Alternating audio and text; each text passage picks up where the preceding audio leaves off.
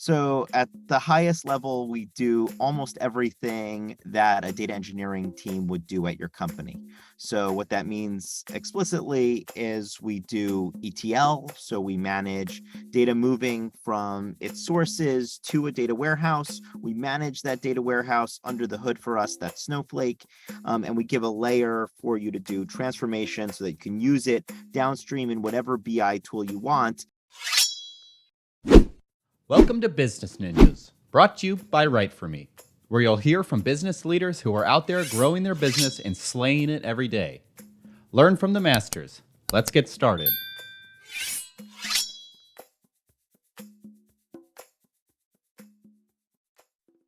Hi, and welcome to another episode of Business Ninjas. I'm here today with Peter Fishman, co-founder of Mozart Data. How you doing today, Peter? Great to be here. Oh, pleasure to have you. Thank you for spending some time with us on Business Ninjas. Please tell us a little bit about yourself and about Mozart Data. Sure. So as you mentioned in the introduction, I'm the co-founder of Mozart Data, which I founded with my good friend Dan Silberman. Um, we've been a business for a little over 3 years. We got started right at the time of the pandemic. Dan and I are both sort of data folks by trade, and we thought a natural combination of our skills would look like Mozart Data, which is data infrastructure and a data platform as a service. Excellent. And get into a bit of the details of what sort of services you guys provide. Sure. So at the highest level, we do almost everything that a data engineering team would do at your company. So what that means explicitly is we do ETL. So we manage data moving from its sources to a data warehouse. We manage that data warehouse under the hood for us, that's Snowflake. And we give a layer for you to do transformation so that you can use it downstream in whatever BI tool you want. So ultimately, getting the data ready to find insights in it.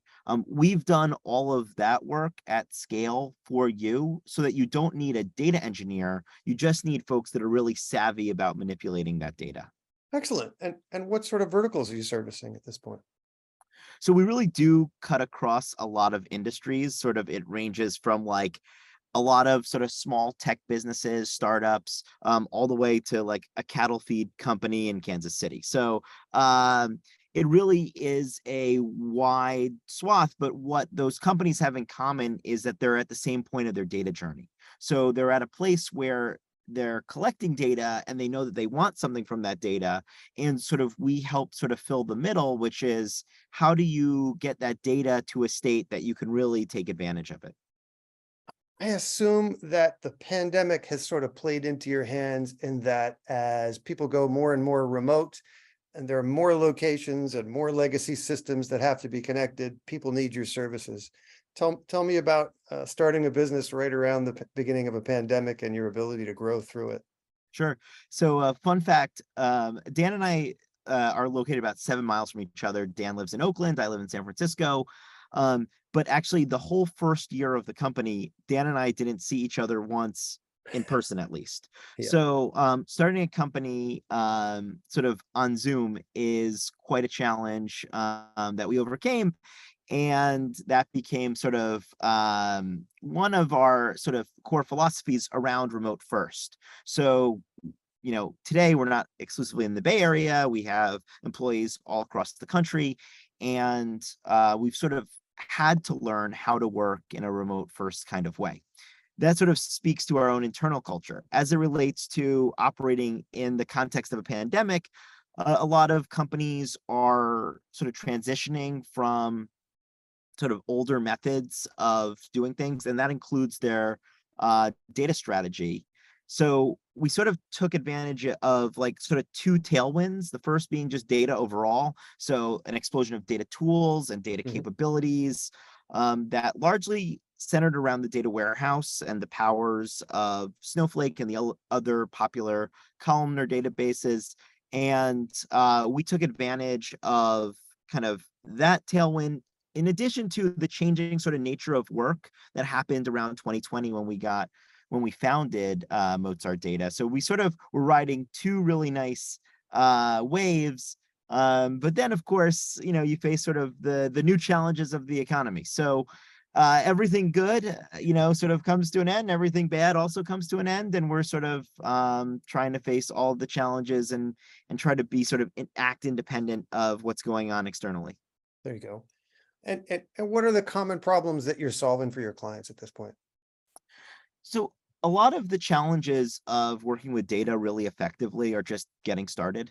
So typically what we do is we are a lightning fast way to get started with basically world-class data infrastructure that will scale to you if you became, say, the biggest company in the world.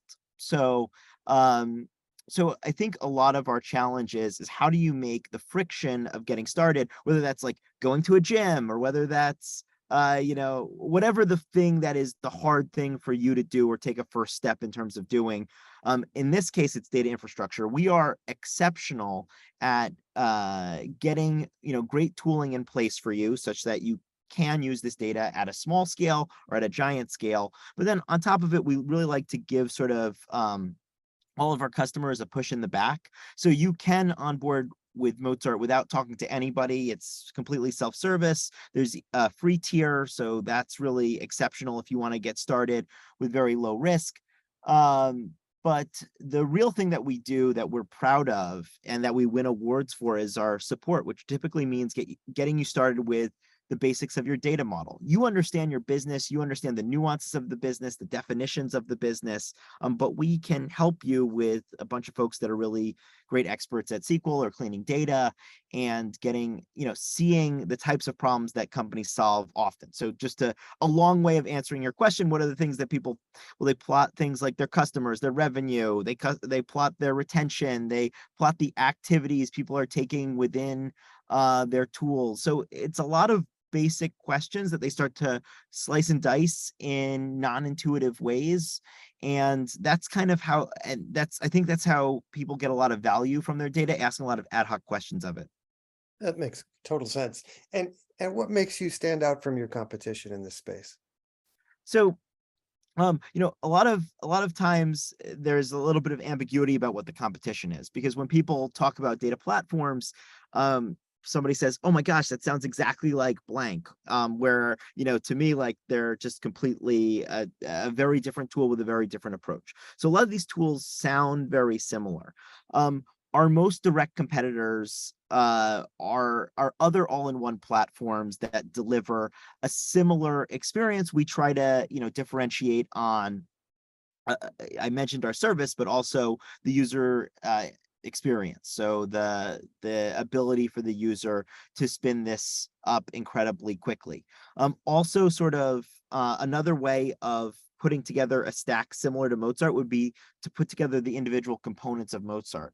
Buying an ETL service, buying a data warehouse, setting up a bunch of transformations, all within your team. The reality is that that tends to be an expensive endeavor, and it also tends to be one that takes time. And we tend to save teams a lot of money and time, and sort of shortcutting them to a much more later stage setup without kind of needing an expert team to do that. Excellent. And what sort of companies do you work best with? So, our ICP today tends to be sort of a tech forward type company. So cloud native, data centric, very, very sort of thoughtful about growth. But in reality, we serve a variety of legacy businesses. We serve a variety of very nascent startups. It really spans the gamut because we see ourselves as offering a best-in-class solution for end-to-end data pipeline. So if you're somebody that's got multiple data sources, meaning a database and a SaaS tool like a Salesforce or a different CRM, or you use multiple ads platforms, that's something where that data needs to get out of those ad platforms and into a central warehouse so that you can analyze that data all in one central place. We help you do that. Hey, digital transformation is a buzzword, and there are a lot of companies that as they scale and grow, there are so many different platforms and legacy systems going on and siloed information at every location. So I assume you guys are quite busy at the moment, cleaning up a lot of messes. Yeah, so unfortunately, a lot of the reality of data work is that it's messy plumbing. So sometimes there's magic and you can click a button and then, beautiful charts and insights appear. In practice, that almost never happens. Yeah. So in reality, what you find is that data has been siloed. The naming conventions have been non-standard. The ability to join across data sets is difficult. The ability to extract data from a certain source and in a programmatic way is challenging. So all of those sort of realities we face, we do connect to over 500 sources. So we're able to sort of connect to very many sources programmatically. So that you can, just by entering credentials, get your data into a central place, in this case, a Snowflake warehouse. Excellent, excellent. Hey, it's not easy to level the playing field, but somebody's got to do it, right? Yeah, I think it's also a great opportunity. So Dan and I saw late stage companies take a lot of advantage out of the ability to gather and synthesize and then consume that data. And we think of this as creating tremendous opportunity, tremendous value at those companies, at those late stage companies. The same value should be afforded to earlier stage companies. Absolutely. Well, one would think that if you lay out the plumbing neatly for an early stage company, that things are much easier down the road than the other way around. Yeah, we want your expertise to be in the business itself, not the ability to move the data on Sure, behalf of that business, right? sure. So that's a solved problem, and we think we're great at solving that problem. But I think that the real way that teams compete is that they develop a unique skill and expertise, and typically that's within their own sort of business, and then we sort of add an expertise of sort of data pipelines. Excellent. All right, switch gears a little. Tell me what role content has played in the growth of Mozart Data. Well, absolutely. The way that B2B tools are sold today is to add value to the customer before getting money from the customer. Mhm. Now, sometimes that's in the form of a free trial, which we offer, a free product, a freemium product, which we also offer. But more accurately, you can't just stick a sticker that says free on something and people really just believe you. You have to have a demonstrated expertise and value add in their world, and then they're sort of more open to learning about the other ways in which you can add value. So it used to be that you could, in many past B2B jobs, the only challenge was, how many cold emails could you send, or how could you be on top of, this kind of social platform, or how could you, and that's not really what marketing is today. So today it's about adding value and then the customer reciprocating that value and getting more value, and then you splitting and sharing in that value. So a lot of times, like, content, yes, it's there to get attract attention. It's also there to raise you up the SE in your SEO game.